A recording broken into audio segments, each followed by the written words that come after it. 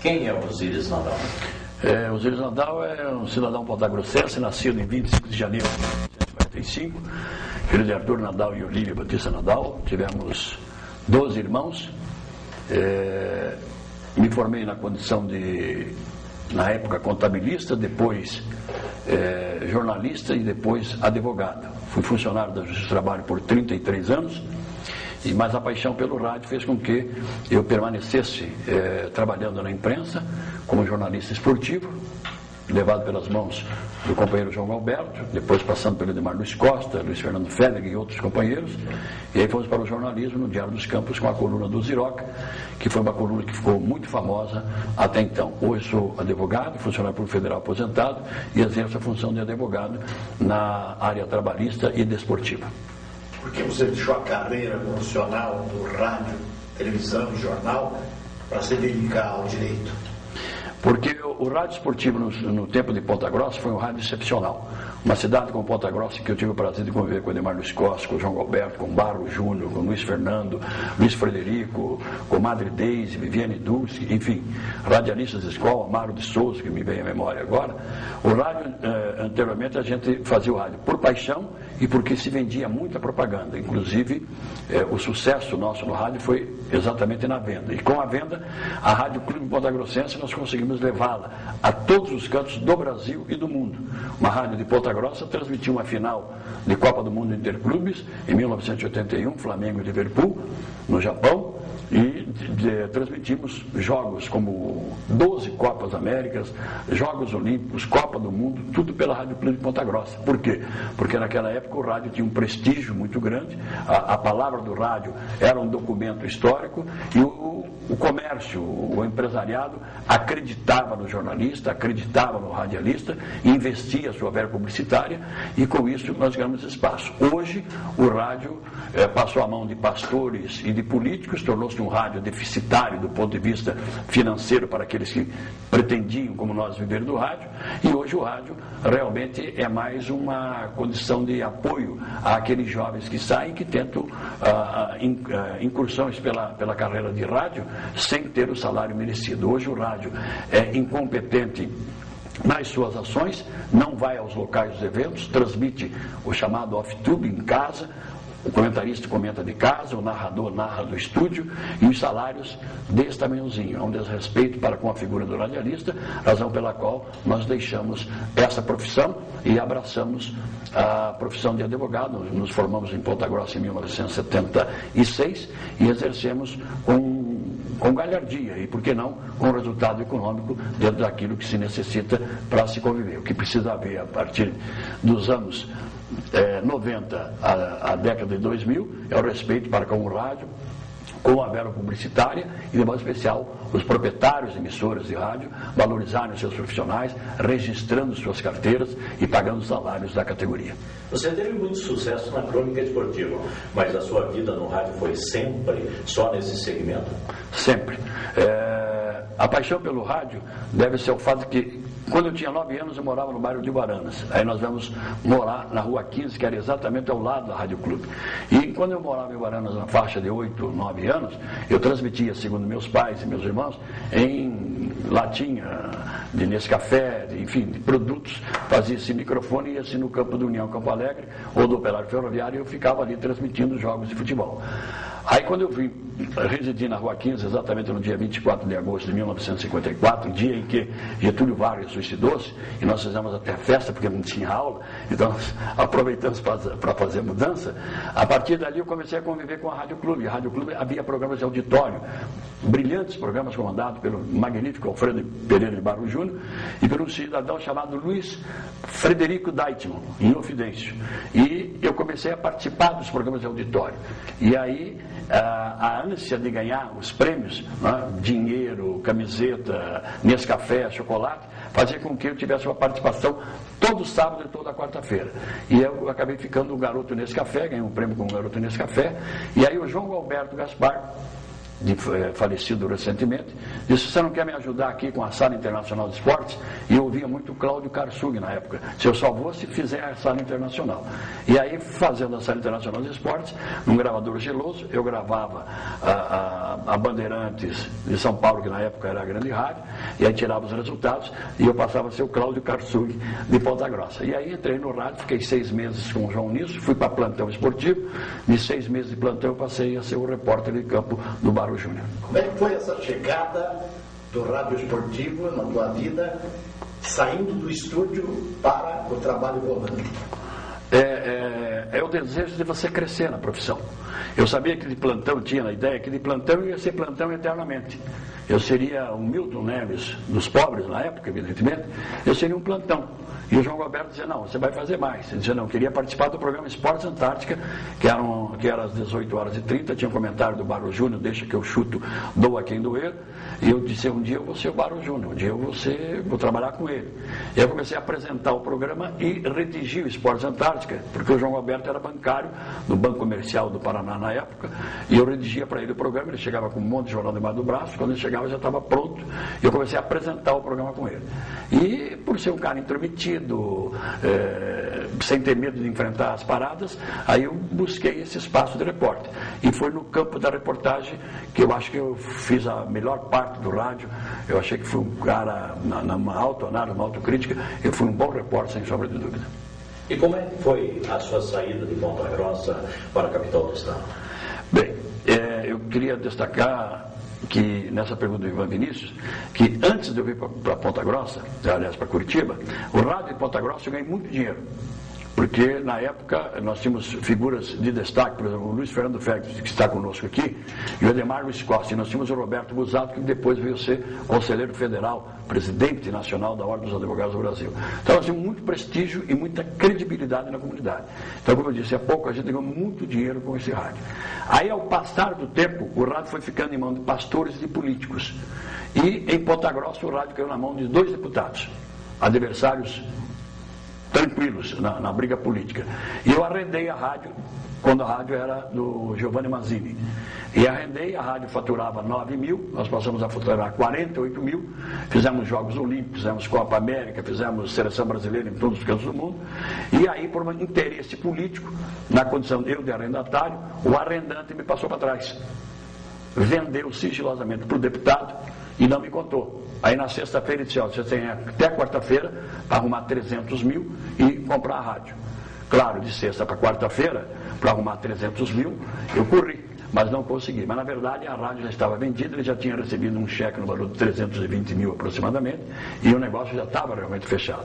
Em que pese eu tivesse ali prioridade da negociação, ela não foi respeitada e eu acabei perdendo a rádio. Como a rádio ficou na mão de políticos, aí eles entraram em trincheiras inimigas, tiro para todos os cantos, e eu, como tenho uma família tradicional em Ponta Grossa, de respeito, me senti afastado do processo e acabei vindo para Curitiba para assumir a condição de assessor do Tribunal Regional do Trabalho da 9ª Região, na presidência do Dr. José Fernando Rosas, que também é um ponta-grossense. E por isso eu vim para cá. Antes de nós entrarmos na pergunta do Vinícius sobre Curitiba, gostaria de voltar um pouco ao passado ainda, para perguntar o seguinte: algum episódio folclórico, algum episódio que lembrasse o Ziroca, amigo do Pelé?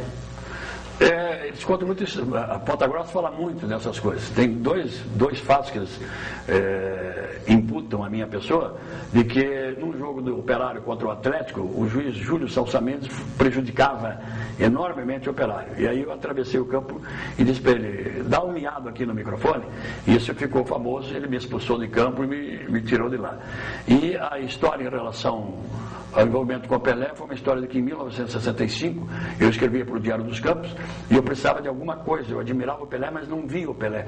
Eu via jogando, mas não via no sentido de ter um contato com ele. Aí pedi ao Barros: você me dá um dinheiro, eu vou a Santos, vou gravar com ele. Peguei um gravador geloso enorme que tinha e fui a Santos. Fiquei 15 dias com o Pelé, fui à casa do Pelé, e no dia de gravar eu estava mais nervoso do que eu estou agora. Aí, quando eu gravei com o Pelé, saí feliz da vida, estava ele e o Oberdan. Quando eu saí do vestiário, fui ouvir.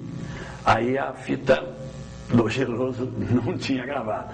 Eu falei, e agora, José, como é que eu vou fazer? Daí voltei na manhã seguinte e fiquei na frente do Pelé jogando bilhar com o Oberdan, com os jogadores, e eu fiquei na frente vendo ele jogar bilhar. Daí ele olhou para mim e disse, o que você está fazendo aí? Pelé, desculpe, mas não gravou nada, deu tudo errado, Pelé. Espere 10 minutos, eu vou ganhar do Oberdan e vou gravar de novo. Daí ele gravou tudo de novo comigo, foi uma entrevista maravilhosa, deu uma sequência de 10 edições do Diário dos Campos, de página inteira na época. Edson Nascimento para a família, Pelé para o mundo. E aí essa matéria saiu no Diário dos Campos, foi um sucesso, deve estar no museu dele, porque eu entreguei para ele a reportagem, e o mais marcante foi que eu pedi para ele fazer a abertura do meu programa. Eu tinha um programa que era chamado Parada Esportiva do Ziroca, em função de Osíris, e porque o Amaro de Souza, um grande radialista, me chamou de Ziroca e ficou, e aí o Pelé fazia a abertura do programa, dizia, alô, alô, meus amiguinhos da Parada Esportiva do Ziroca. Aqui quem fala é Edson Nascimento, Pelé. E abriu o programa, tinha música e tal, e a participação dele no programa. Tem até hoje em acetato gravado isso, dei um acetato para o Pelé, não sei se guardou, ele tem tanta coisa por guardar, mas foram os fatos assim que mais marcaram nessa presença do Rádio Esportivo de Ponta Grossa, além das transmissões dos Jogos Olímpicos, que nós estamos fazendo o jogo Brasil-Japão, o Brasil perdeu para o Japão, e como nós temos de transmitir os Jogos Pré-Olímpicos em Tandil, na Argentina, as grandes rádios não foram. Para não dizer que não foram, nós tínhamos a Guaíba, nós e a Itatiaia de Belo Horizonte. Então, quando nós fomos nos Estados Unidos fazer os Jogos Olímpicos, aí as rádios não tinham direito, senão aquelas que foram a Tandil. Então, com uma rádio pequenininha, que era o locutor, por exemplo, o Jorge Cajuru e o repórter da Globo, esse cara de Ponta Grossa que está fazendo aqui? Não, é que vocês ficaram com o Palmeiras, eu fiquei com o Brasil lá em Tandil. Eu estou com os direitos adquiridos. E nessa transmissão eu levei meu filho Fábio e um rapaz de Foz do Iguaçu que fazia rede conosco. Nós conseguimos fazer uma rede de 40 emissoras. E a polícia dos Estados Unidos não permitia que nós usássemos os hot-talks, os microfones sem fio, aqueles grandões enormes que existiam. Então nós fazíamos por celular, aquele tijolão que tinha das Siemens antigamente. E aí eu estava dizendo na transmissão, olha, Edson Dias, não ligue o celular do Fábio porque a polícia vai pegar.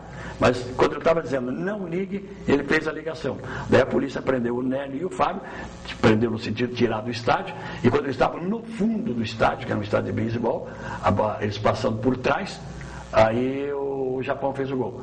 E aí eu usei o Fábio com o celular. Como é que foi o gol? Então, eu estou aqui em cima do muro. Então, foram presos. Foi coisa assim que eu lembro, né? Além de figuras, o Carneiro Neto, o Nestor Batista, Altair Bahia, figuras que nós colocamos no rádio, além desse Ivan Vinícius, que hoje é o melhor comentarista aqui em Curitiba.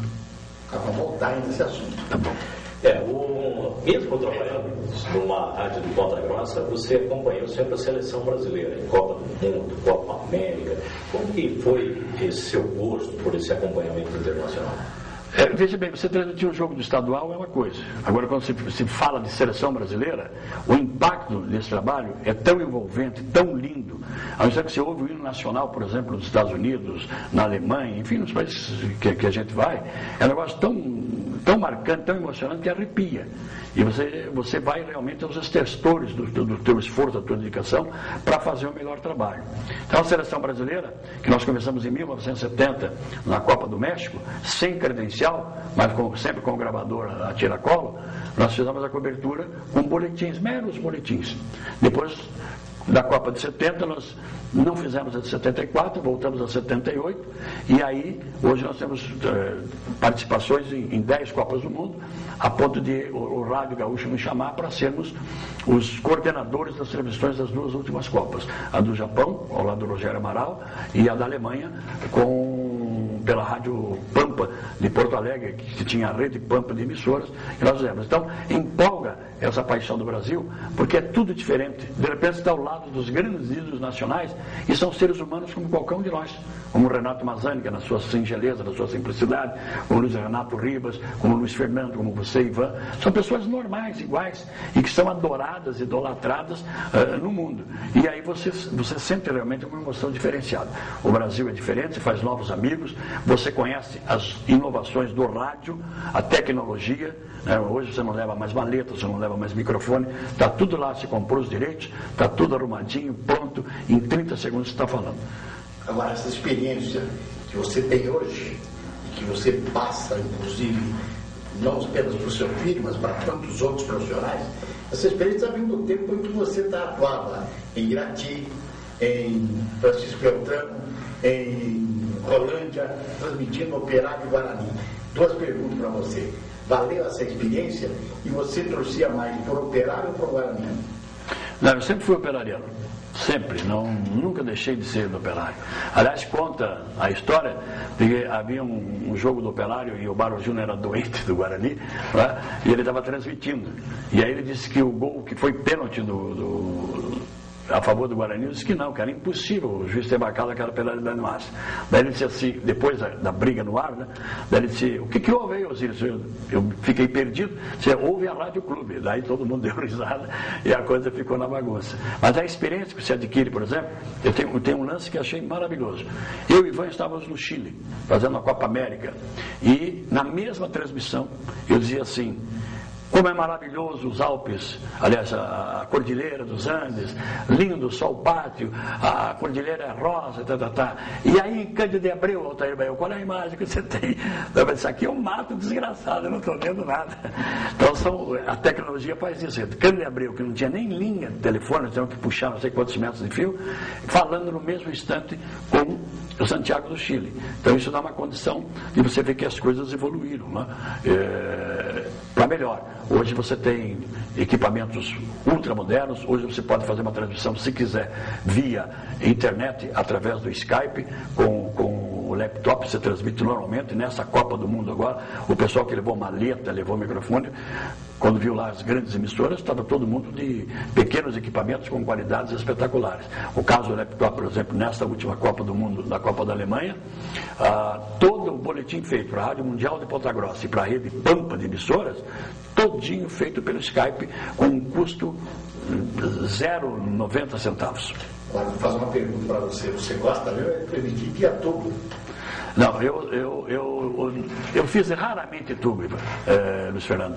Eu acho que o tubo é um desrespeito com o narrador. O tubo é um desrespeito para o comentarista. Você vai ver aquilo que a TV te mostra.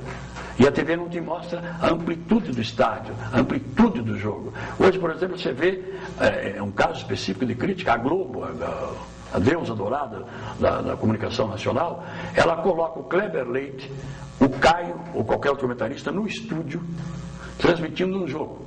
Eles estão no estúdio. Daqui a pouco esse jogo que eles estão transmitindo terminou. Aí está na sequência, vamos supor, o caso dessa semana. O Flamengo Internacional terminou. Eles passaram para o jogo Fluminense e Corinthians. O mesmo narrador do estúdio passou a transmitir o segundo jogo. Quer dizer, a capacidade individual dele é uma coisa, mas o desrespeito ao profissional, ao telespectador, é profundo. E as rádios hoje fazem tubo direto, porque o custo operacional é considerável e porque também os donos de rádio preferem não gastar e manter seus profissionais fechados em salas, na base da pizza. Há um caso que conta, não sei se é verdadeiro, que num tubo feito, o Sicupira estava comentando, e passou o cachorro na frente, ele disse, tira esse cachorro daqui da sala. E aí que o pessoal foi ver que tem. Agora tem gente que conta que está fazendo tubo, transmissão especial. Tem outros que dizem, aqui no estádio, e na verdade está numa sala da amplitude desta aqui, fazendo tubo. O tubo é um desrespeito ao profissional e um desrespeito acentuado ao ouvinte e ao telespectador. Aliás, tem gente que faz tubo até do próprio rádio. Ele ouve a outra rádio, está no local, e aí põe um radinho aqui e fica transmitindo, ouvindo a outra rádio. Isso já aconteceu de monta aqui em Curitiba.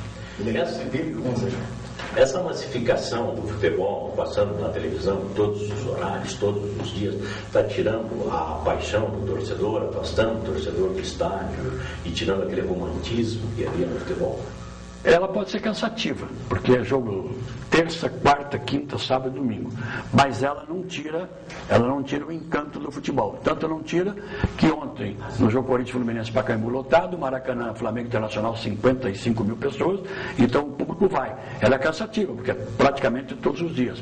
Mas o futebol será eternamente interessante, vai chamar a atenção do grande público, porque ele sempre tem novidade, ele sempre tem surpresa. E as surpresas se repetem em função de resultados, de jogadas, de gols, enfim, de fatos os mais diferenciados possíveis.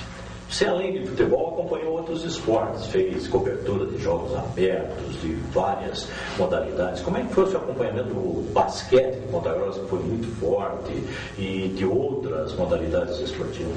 O basquete de Ponta Grossa foi uma das coisas mais importantes da nossa cidade, até mais importante que o futebol, porque o nosso basquete foi o basquete que serviu de base para a seleção brasileira, com Almir, Mair, Chaya, Monta e outros tantos atletas que ele passaram. Mas de modo especial, o Almir e o Mair que participaram. Eu comecei no basquete com o Dirceu Bickner, de saudosa memória, o Barros e o Dirceu Bickner, na cancha da Marechal Deodoro, hoje a instalação do Banco do Brasil. Ali nós vimos grandes jogos, o time do Guarani na época, que seria a seleção de Ponta Grossa, mas na verdade o nome era Guarani. O Guarani foi a grande imagem do basquete paranaense e brasileiro. O Guarani tem uma participação ativa nisso. E nós tínhamos nada mais nada menos que dois grandes campeões, Almir e Mair.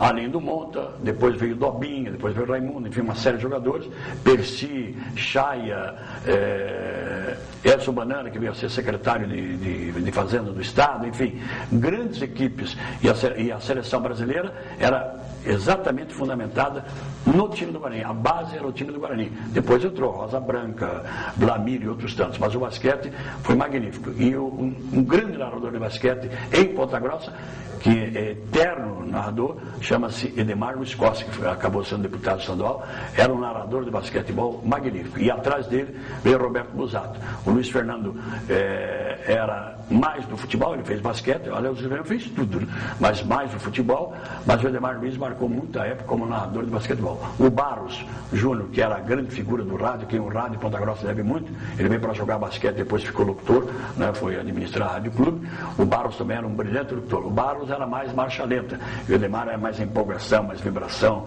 era de uma técnica impressionante. Osíris, radionovela entrou no teu currículo? Levado pelas mãos da Viviane Durski. Nós fazíamos a Rádio Difusora de Ponta Grossa. Aliás, o Luiz Fernando fez a pergunta porque ele tem uma participação importante nisso. Então, e também na J2, com vários companheiros que ali participaram. Comecei fazendo contra-rega e batia a porta, batia coco, fazia cavalo, som de cavalo correndo, enfim, né? E como participante assim, de ator na novela, muito pouco, mas eu fiz alguma coisinha na Rádio Difusora, na época do Ilito Marçal também, e outros amigos que agora me fogem a memória os nomes, mas figuras que realmente foram destaques, de modo especial a Viviane Durski, ao lado de sua irmã Deise Durski, que foram as grandes atrizes do rádio pontagrossense e as grandes locutoras do rádio Princesino. É verdade que no início da carreira do Osíris Nadal ele ia a São Paulo para comprar disco, para trazer as músicas e o acompanhamento que fazia? É verdade. Porque na Rádio Clube você tinha que fazer tudo. Havia uma deficiência de pessoal e também a situação econômica. Então, na época, nós queríamos um programa chamado A Bossa do Samba, que era das 17 às 18 horas.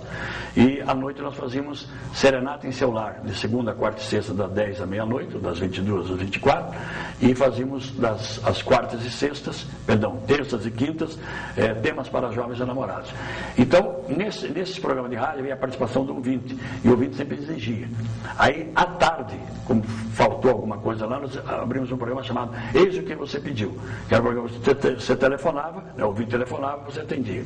Mas nesse A Bossa do Samba, que é uma das minhas paixões, se não a segunda paixão no rádio, a música popular brasileira, aí sim, lançava-se um LP da Elisa Regina, por exemplo, do samba Trio, do João Gilberto, enfim, os grandes nomes, Vinícius, Antônio Carlos Jobim. Eu saía a São Paulo buscar esse LP para poder no dia seguinte apresentar ao público ouvinte do Bossa do Samba. Osíris teve sempre uma companhia que era um repórter especial, que não falava, mas carregava a maleta e ajudava. Chama-se Vera.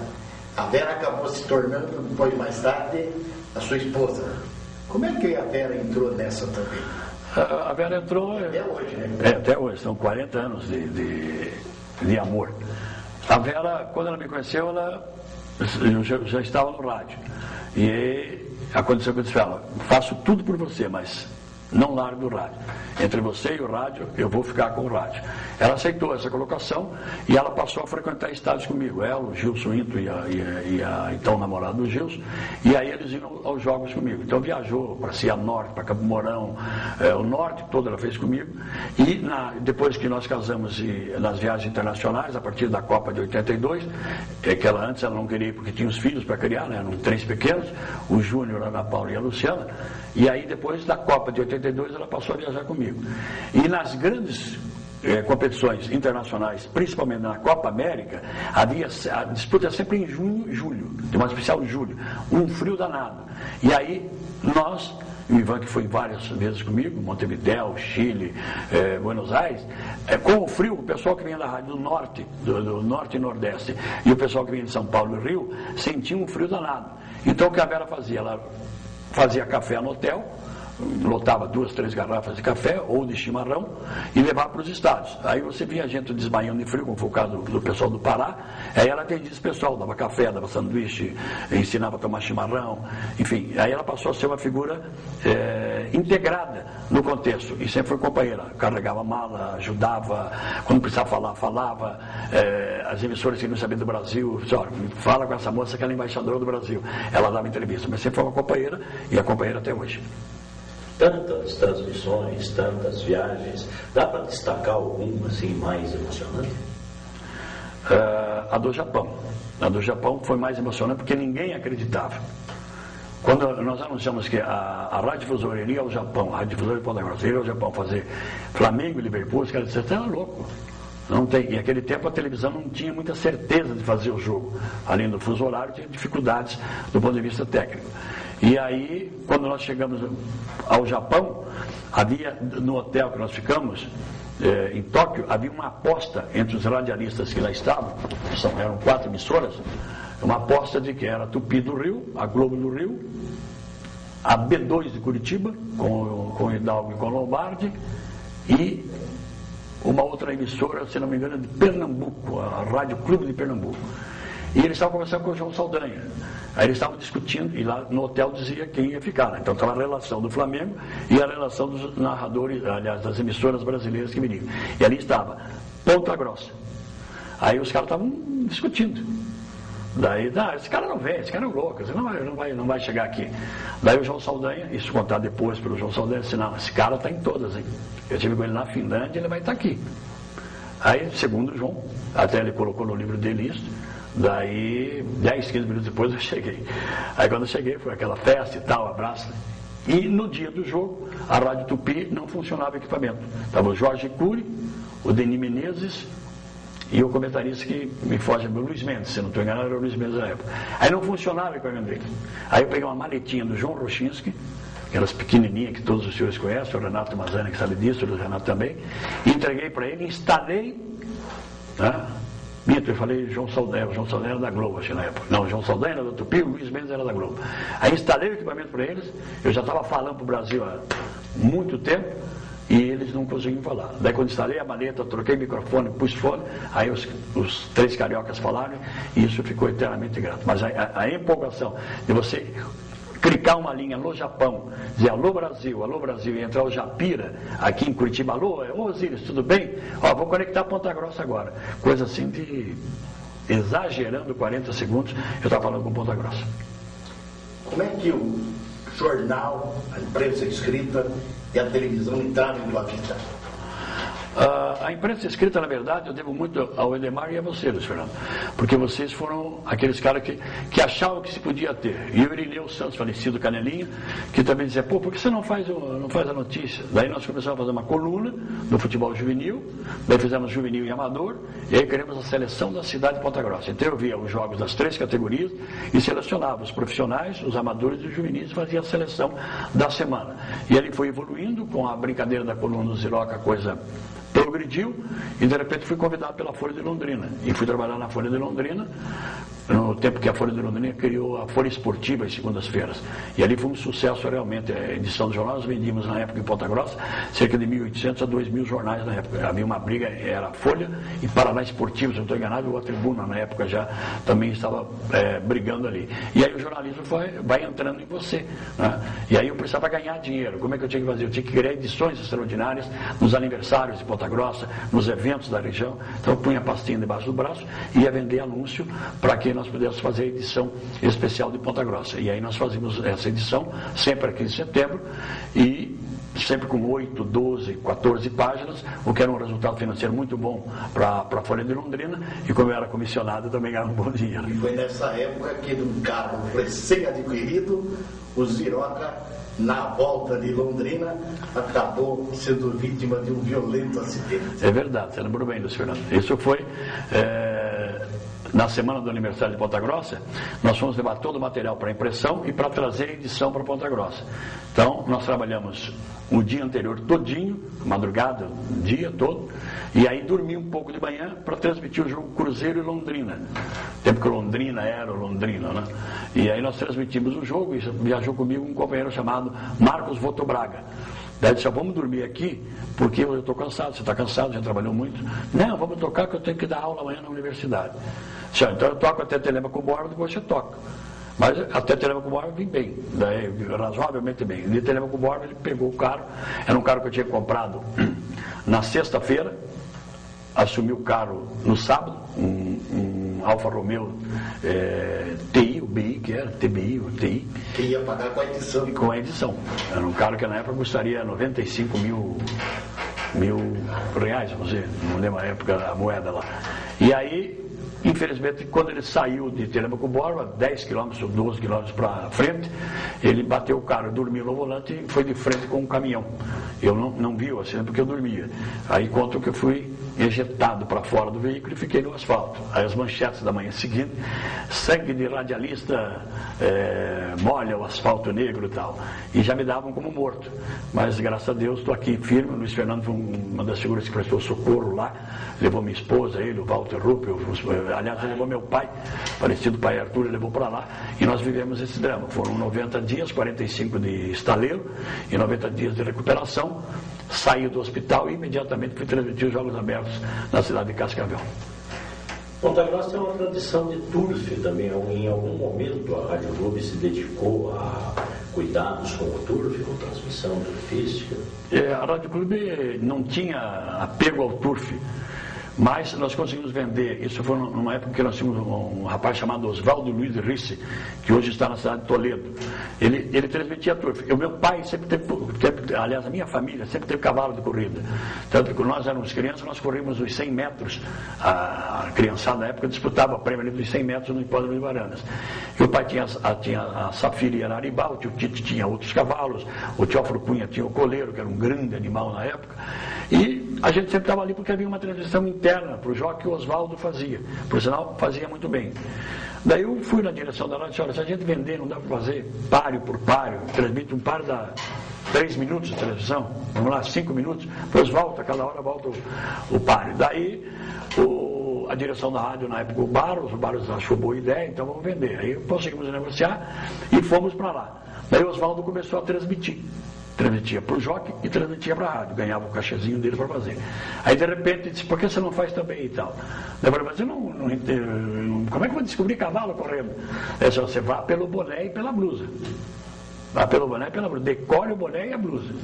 E eu comecei, eu devo ter transmitido uns 2, 3 anos turf lá, mas graças ao Oswaldo Luiz, que sempre estava firme. E o Darcy Nadal, que é um primo irmão, que era o diretor do hipódromo, diretor de corrida, e ele sempre incentivava. Então eu devo ter feito de 2 a 3 anos, com certeza, aos sábados se transmitia. E tinha uma audiência boa, porque naquele tempo o bookmaker em Ponta Grossa não havia, então as apostas eram baseadas na rádio, e o pessoal que ia ao Jockey Club naquela época, o Jockey Club era o grande encontro da sociedade, principalmente no Grande Prêmio Ponta Grossa, no Grande Prêmio que se homenageava figuras ilustres da cidade, os chamados derby. O Jockey Club sempre teve uma participação da comunidade muito grande. Bom, você no rádio esportivo transmitiu de tudo, até jogo de boliche. Jogos Abertos do Paraná. Os Jogos Abertos, quando Ponta Grossa ia para a final dos Jogos Abertos, nós fizemos 37 Jogos Abertos. Depois nos afastamos, evidentemente não fizemos nada. Mas quando Ponta Grossa ia para a final de bolão, aí, de modo especial, o bolão feminino, que o Ivan foi diretor do Clube Verde, sabe do interesse da família sobre esse assunto. E aí nós, é claro que vai a Cleide Nadal jogar a bola número tal, vai a Cleide, e o Verde foi várias vezes campeão, representou Ponta Grossa, o caso Ponta Grossa foi campeão. Mas de Jogos Abertos, Luiz Fernando, o grande acontecimento foi em 1969, nos Jogos Abertos de Arapongas. Arapongas montou um time inteiro, veio de São Paulo, inteiro. E Ponta Grossa tinha alguns jogadores que vieram de São Paulo também, que podia se contratar na época, e Arapongas era disparada a favorita. Aí o jogo foi um jogo tão empolgante, o Barros Júnior estava na cabine, transmitindo, mas ele era o chefe da delegação de Ponta Grossa. Aí houve um quiprocó na quadra, e ele disse, vai, transmite você. Eu tinha 14 anos, mais um pouquinho, 18 anos. Ele jogou o microfone para mim e disse, bom, vamos lá, né? Cabine fechada, calor em Arapongas, 30 e tantos graus, e eu sozinho na cabine, o Barros brigando lá embaixo com o juiz, com delegação do Arapongas, com Ponta Grossa, e eu transmiti o jogo. E cada vez era um copinho desse aqui de água gelada, ou de refrigerante gelado. Transmiti, o Ponta Grossa foi campeão dos jogos. Fizemos uma carreata, chegamos em Ponta Grossa às 10 da manhã do dia seguinte, uma carreata de milhares de carros, o Barros na frente com o troféu e tudo mais, eu transmitindo ali. No dia seguinte me deu uma pleurisia, eu fiquei 25 dias internado. Mas valeu. Como que era transmitir futebol na época do racionamento de combustíveis no Brasil, em que você viajava e não sabia se voltaria para casa no final de semana? Esse fato é interessante porque uma ocasião você lotava o tanque em Ponta Grossa e ia transmitir em Londrina. Então você já levava 20 litros com você. E uma ocasião que eu vim do norte, e chegando em Telêmaco Borba, próximo a Telêmaco Borba, já próximo a Ponta Grossa, que já tinha passado Telêmaco Borba, faltou gasolina no meu carro. Aí vem atrás o Osni Gomes, o Ivan Vinícius que está aqui conosco, e a equipe. E na equipe havia uma figura que era contrária à minha pessoa, era inimigo mortal meu. Daí eu disse, não pare o carro aí, deixa esse cara ficar aí. Não.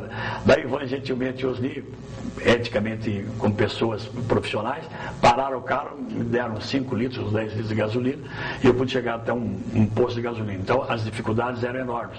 A gente gastava mais porque a gente viajava um dia antes da transmissão, para ter a garantia, para chegar naquela cidade e poder comprar o combustível de volta.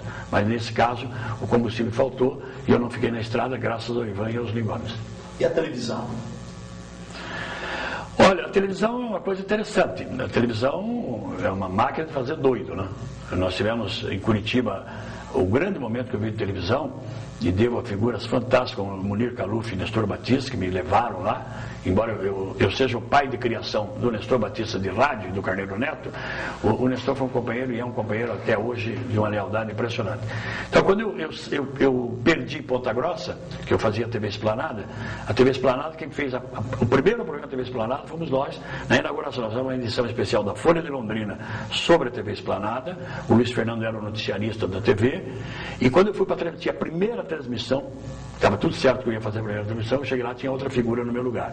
Aquilo me deixou doido, não pela figura estar no meu lugar, porque eu não tinha me comunicado. Aí eu saí de lá e vim para Curitiba, disse, estou desempregado em Ponta Grossa, preciso me dar uma mão aí. Disse, não, vem que você vai participar do Campo do 4, que era o programa às 10 da noite que eles faziam, ele, o Munir e os convidados.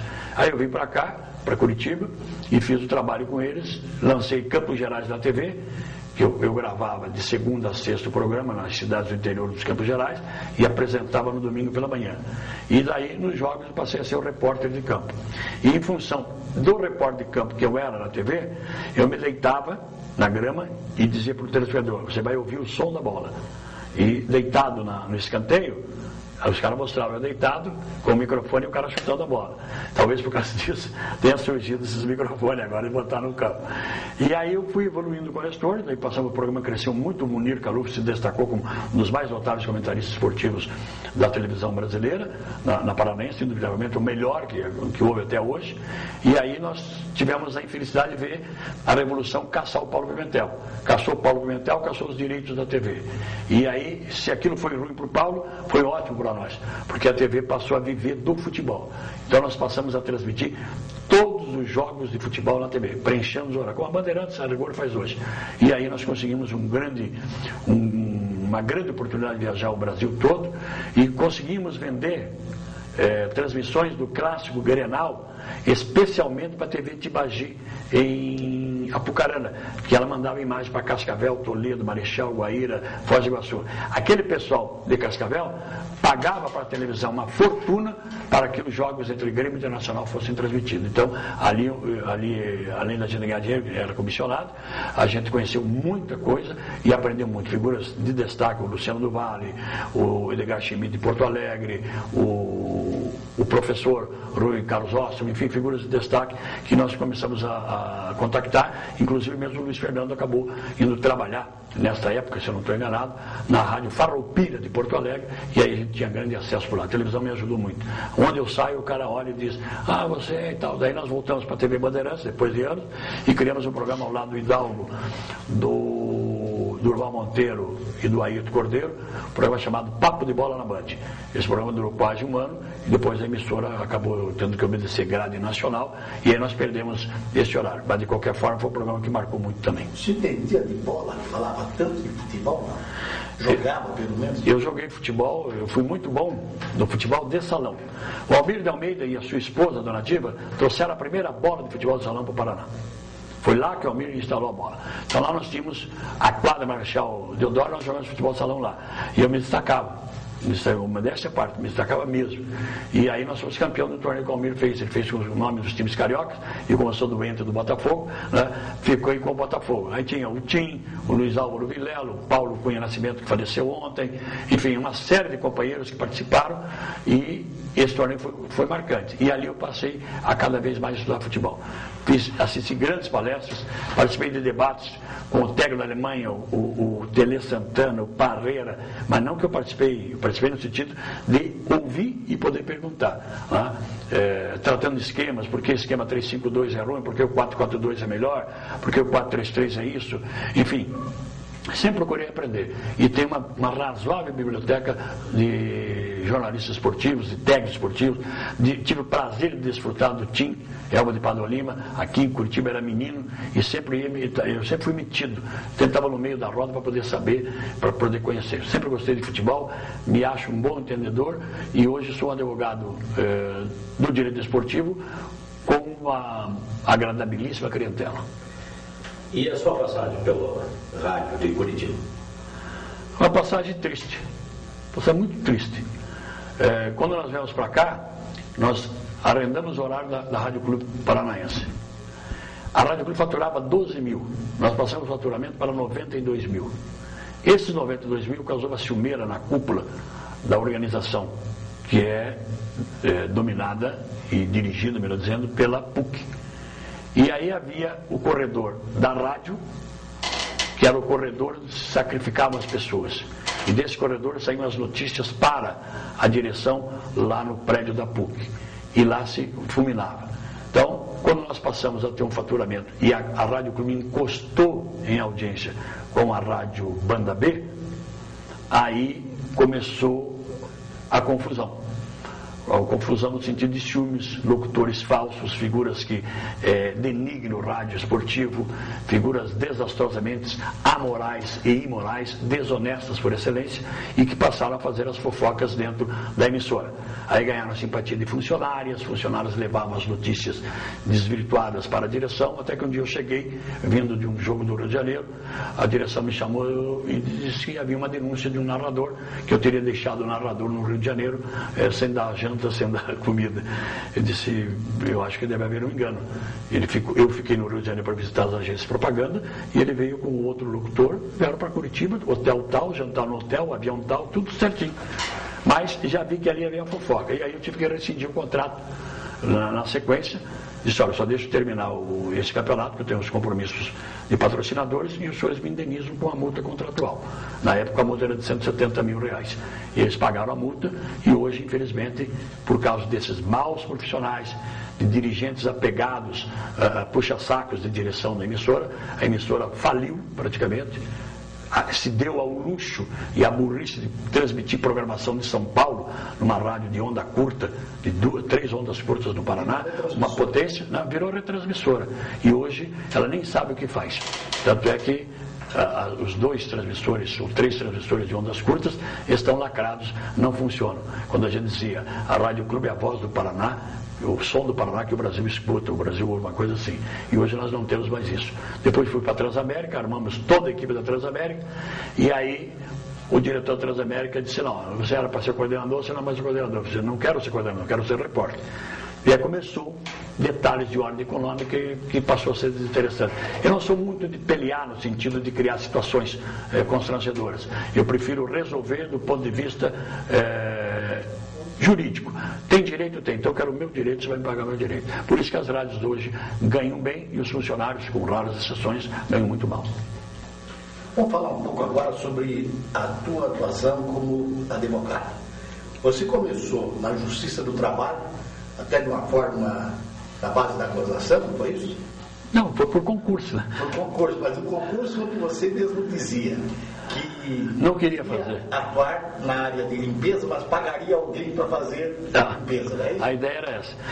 Eu tinha um programa chamado Serenato Celular, que eu contei há pouco. E o diretor da Justiça do Trabalho em Ponta Grossa chamava-se Onofre de Oliveira. Um apaixonado por Seresta. Apaixonado. Então, todo dia ele ia no programa, os dias do programa, que seriam quartas e sextas-feiras. Ele e a senhora dele. E ele queria cantar no programa. Disse, Onofre, melhor esse, agora melhor esse treco, né? Eu estou tocando Silvio Caldas, vou botar o Onofre de Oliveira agora, o cara vai desligar o rádio. Enfim, a nossa amizade foi se fortalecendo, ele melhorou, cantou, participava sempre do programa. Aí saiu o concurso para a Justiça do Trabalho. Aí um dia ele chegou para mim e disse, você vai fazer esse concurso? Disse, concurso para quê? Justiça do Trabalho? Você está louco, eu não sirvo para isso. Não, eu não entendo nada, cara, não quero fazer. Não, faça para servente. Para servente é bom. Servente, eu vou ter que limpar a privada lá. Disse, você vai fazer um concurso lá, você vai trabalhar. Daí eu disse para ele, eu posso, se eu passar, eu posso pagar uma pessoa para fazer um serviço? Não, isso não pode, você tem que ir lá. Daí eu fiz o concurso para servente, havia 3 vagas no estado, eu passei em primeiro lugar e por ser o primeiro colocado tinha direito a optar qual estado que ia. Era Londrina, Paranaguá e Ponta Grossa. Evidentemente que era Ponta Grossa. Só que na época o salário era 16 mil, o salário de servente na Justiça do Trabalho era 140 mil reais. Então eu ganhava N salários mínimos. Aí eu trabalhava na Rádio Clube, trabalhava no Diário dos Campos, vendia TV Iguaçu, que era a época do Nestor Batista e Munir Caluf, isso foi em 1962 que eu comecei lá, e depois vendia a Folha de Londrina, então eu tinha 6 empregos. E daí como servente eu fiquei. Eu servente varria e tal, limpava as mesas, as coisas. Servente, não tinha nada de ninguém. Aliás, o meu concurso eu limpei os vasos sanitários do antigo IBC, que era aquele vaso sanitário masculino de parede. Mas não, isso não denigra ninguém. E aí, na sequência, o oficial de justiça, o Acácio Frade, pediu demissão, e aí o presidente do tribunal olhou para mim e disse, achei você simpático. Você quer sair de servente para oficial de justiça? Quanto ganha, doutor? Vai ganhar 180. Eu ganhava 140, 180. Tá bom, vou fazer esse troco aí. Daí fiquei oficial de justiça. E de oficial de justiça passei a técnico judiciário diretor, de diretor assessor de vários presidentes do tribunal, entre os quais o doutor José Luiz Guimarães Falcão, que queria ser ministro do TST, eu disse, o senhor vai ser. E depois o doutor... o pretestado foi antes, o Alcides Guimarães, perdão, daí o doutor Euclides Rocha, a doutora Adriana, enfim, uma série de presidentes, e combinei com o José Fernando Rosa, que foi me buscar em Ponta Grossa, depois de aposentado, para ser o assessor de imprensa dele, e ali fiquei por 2 anos com ele e continuei depois na administração do pretestado Taborda Ribas, com quem encerrei a carreira. Bom, a experiência que você tinha na Justiça do Trabalho, por que você não continuou atuando como advogado nessa área e preferiu a esfera esportiva? Pela experiência de locutor? Não, eu, por exemplo, eu fiz concurso para magistratura. Aí quando eu passei na primeira prova, eles me disseram, você vai ter que largar da rádio. Vamos largar da rádio. Não tem nada a ver, vou transmitir jogo domingo. Se eu passar, vou ser juiz de segunda a sexta. Não, o juiz não pode ter outro emprego. O juiz só pode dar aula numa instituição. Então, não quero mais esse negócio. Tchau. Daí não fiz concurso. Aí, depois que eu me aposentei, eu fiquei presidente da Associação dos Juízes Esportivos do Paraná. E aí o doutor Luiz Antônio Teixeira foi contratado pela SE para fazer a eleição na minha saída. Daí trabalhamos ali nessa eleição. E ele disse: você não quer trabalhar comigo no escritório? Eu falei: eu não tenho saco para ser advogado. Não, vai lá, você vai fazer só trabalhista e desportiva. Daí eu fui, e no primeiro processo havia um processo de doping no jogador do Paranavaí. E esse processo de doping nós conseguimos absolver. Então essa absolvição desse rapaz me empolgou. E daí eu acabei estudando e hoje eu estou entre os 3 primeiros aí do direito desportivo. Uma pergunta. A política fatalmente teria que entrar no seu sangue, por causa do pai, Arthur Nadal. Como é que você não quis continuar uma carreira nessa área? Na verdade, eu fui candidato a vereador em Ponta Grossa em 1996, se não estou enganado. Mas eu fui para dar um prêmio para o meu pai. Meu pai era tido pela população de Ponta Grossa como a figura mais honesta que a política paranaense conheceu. E o sonho dele é ter um filho político. O meu irmão mais velho teve problema de saúde, ele não pôde ser. E eu tinha uma audiência no rádio de Ponta Grossa, como o Luiz Fernando tinha também. 85 era cravado por cento de audiência. Eu mandava na cidade, no bom sentido. A cidade parava para ouvir a parada esportiva do Ziroca. Como parava para ouvir o grande jornal falado, criado pelo Luiz Fernando Pelo Demar, das 10 da noite, e o grande jornal falado da Rádio Clube ao meio-dia. Parava a cidade para ouvir. Aí eu dizia na rádio: você é candidato e tal, eu comecei brincando. Aí o Nelson Tuma disse: vai que eu sou teu guru, vai que é boa esta. Aí eu comecei a falar na rádio: se você me ajudar, eu chego lá, se você me ajudar, eu chego lá. E acabei me elegendo vereador. Fiz 1.204 votos na época. Aí, quando eu recebi o diploma, disse: esse diploma para o meu pai, por tudo que ele fez por Ponta Grossa como político, e foi. E aí eu não conhecia as entranhas da política. Aí nós criamos um projeto chamado Prato da Casa, da qual teve o aval e a ajuda e a integridade do projeto do Edson Gradia.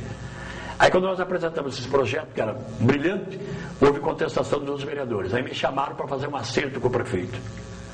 Se você acertar com o prefeito, nós votamos o teu projeto. Se você não acertar, não vai passar o teu projeto. Eu não era oposição, nem situação, era eu, esse cara que vocês estão vendo aqui. E aí, nessa proposta, me chamaram no gabinete e disse: olha, o projeto vai ser aprovado se for de autoria do prefeito. Eu não nasci para ser pai de projeto, eu nasci pai de gente, de filhos, né? Aí concordei, daí eles tornaram o projeto uma realidade e na sequência um projeto do deficiente físico e da Guarda Municipal. A mesma proposta. Se for do prefeito, vale. Se não for do prefeito, não passa. E aí eu vi que tinha dinheiro na jogada, vereadores eram pedir dinheiro para apoiar, teve um falecido vereador que pediu 5 mil para aprovar o projeto. Eu falei: isso aqui não é meu mundo, eu quero fazer alguma coisa pela comunidade, pela criança deficiente. Aliás, havia um médico na época que votou contra o projeto em favor da PAI e da PACD, entidades de crianças deficientes em Ponta Grossa. Daí eu fui no plenário e disse: é interessante o senhor votar contra esse projeto. O senhor recebe salário tanto da PACD e tanto da PAI. Por que o senhor está votando contra? Aí o projeto acabou sendo aprovado, desde que com o aval do prefeito. Então isso me entristeceu, porque eu não sabia que tinha que fazer acertos. Então você tem 2 caminhos: ou você fica ladrão e continua na política, ou você sai e continua honesto. Qual a grande frustração e qual a grande alegria na carreira esportiva, na carreira de advogado e como cidadão? Bom, como cidadão é fazer amigos. Eu tenho amigos extraordinários. E vocês 2 conhecem bem meus amigos. Eu não tenho aquela história de assim: quando eu morrer eu quero ter 6 para pegar na alça, ou 4 para pegar na alça do meu caixão. Eu com certeza vou ter muitas mãos para me levar à morada definitiva. Fiz amigos. Tenho inimigos? Não, eu tenho caras que me acham antipático, mas inimigo não. Brigas assim momentâneas pode ter ocorrido, mas não tem. Então o grande legado que eu deixo é que eu gostei dos seres humanos e fui gostado pelos seres humanos. Eu fiz notícia e fui notícia. Isso me envaidece e me dá certeza que eu pelo menos tentei, se não fui no todo, tentei ser honesto, decente e fazer amigos. Esse é o grande aspecto. A frustração, a pior frustração é o rádio de Curitiba, com um rádio desastroso, muito ruim, péssimo rádio, viveu grandes momentos. Já teve grandes momentos. Mário Vendramel, Boris Buzialowski, Vili Gonza, Ayrton Cordeiro, enfim, uma infinidade de pessoas que passaram por lá. Cury Saliba, estou lembrando agora, Antônio Cury, figuras maravilhosas que passaram aqui. O rádio, até os anos 80 de Curitiba, eu diria, os anos 80, de 90 para cá já bagunçou. O rádio de Curitiba foi a grande frustração. O que o rádio interior faz, dá de 10-0 no rádio de Curitiba. Vocês têm exemplo da Pai Querer de Londrina, tem exemplo da então Rádio Clube, antes de ir para Mundo Político, de Ponta Grossa. Vocês têm grandes, Irati, João Maria Rodrigues em Irati, que é uma figura extraordinária, Matiello em Francisco Beltrão, Pato Branco, são figuras que dignificam o rádio. O rádio de Curitiba caiu e caiu muito. Os vídeos Natal são as considerações finais. Eu queria agradecer a presença do Luiz Fernando e do Ivan Vinícius, agradecer a lembrança do meu nome por um amigo de muitos anos, não temos assim uma amizade estreita porque cada um vai para o seu lado, o Renato Mazanica, ao Luiz Renato Rivas, a gratidão eterna também pelo convite, e que fique a certeza de que ao instante em que você perde dinheiro, nada se perdeu. Ao instante que você perde saúde, alguma coisa está se perdendo. Porém, ao momento que você perde a dignidade, tudo está perdido. Obrigado.